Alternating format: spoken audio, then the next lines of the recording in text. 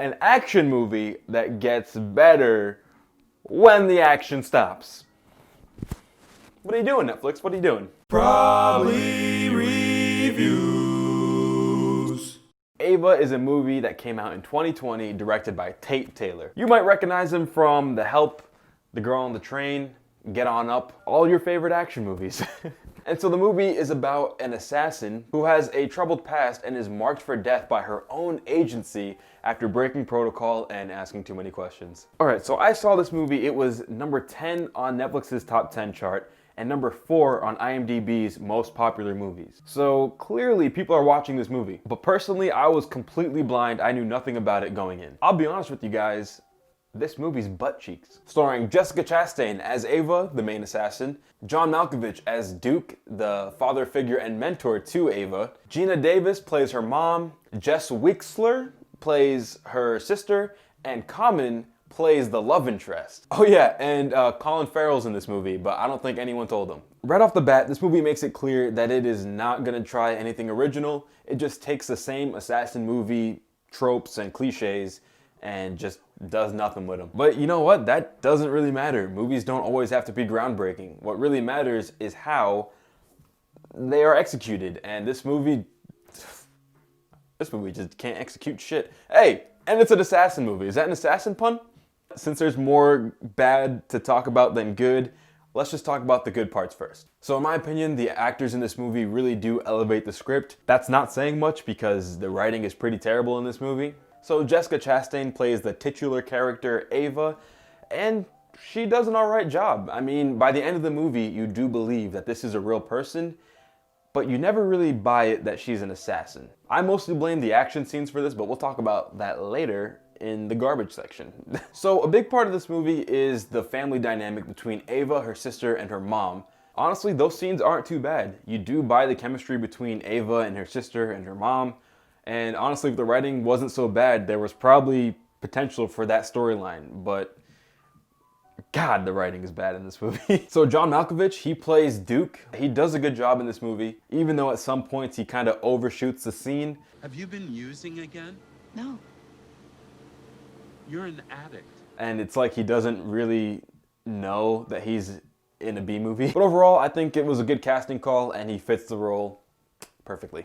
Alright, so Common is in this movie and he plays Ava's ex-fiance and her sister's new boyfriend. And honestly, his character feels like he was added just to give Ava some romantic tension, which ultimately falls flat. And he's also used as a motivator for like part of the movie, and it's just not, you just don't buy it. But I think Common did a good job with what he had.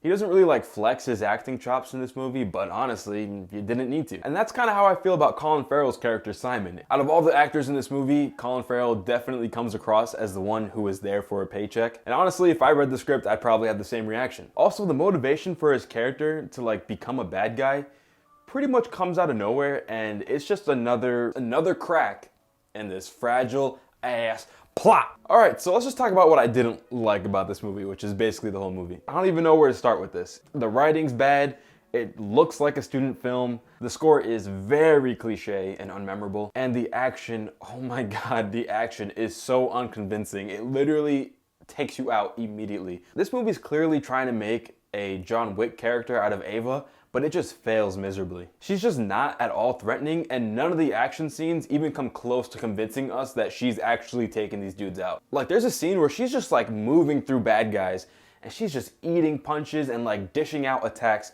completely unproportional to her body size. Listen, if you're gonna tell me that a 5'4", 130-pound woman is gonna be taking out all these big-ass security guys, like, you gotta make it convincing. Movies like Atomic Blonde, Avengers, and John Wick have shown that you can make a kick-ass female character, you just have to do it right. Have you seen the videos of Keanu training for John Wick? This guy looks threatening. Like, at this point, if I ever run into Keanu in the streets, I'm gonna be afraid to shake this dude's hand. Now, I will be fair, there are 1 or 2 scenes where the action does look good in this movie, specifically a scene where John Malkovich surprisingly kicks some ass.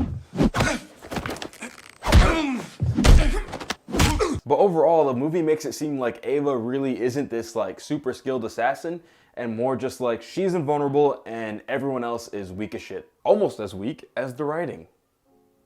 So the plot is very disjointed, with the crappy action scenes conflicting with the super melodramatic dialogue scenes.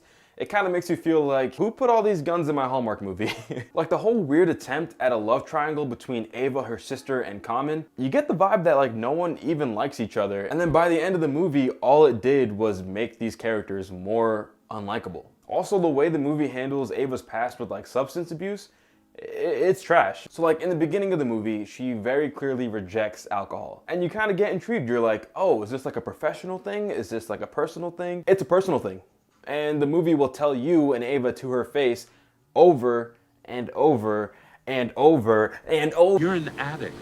You know, even like a flashback scene would have done a lot for her as a character. All right, so here's the time, score time. So normally a movie like this, you know, heartfelt, action-packed, would be an easy recommendation. But this movie literally fails at everything it tries to do. So I can't recommend this to you. Especially when you can find a similar movie that does the same thing, but better.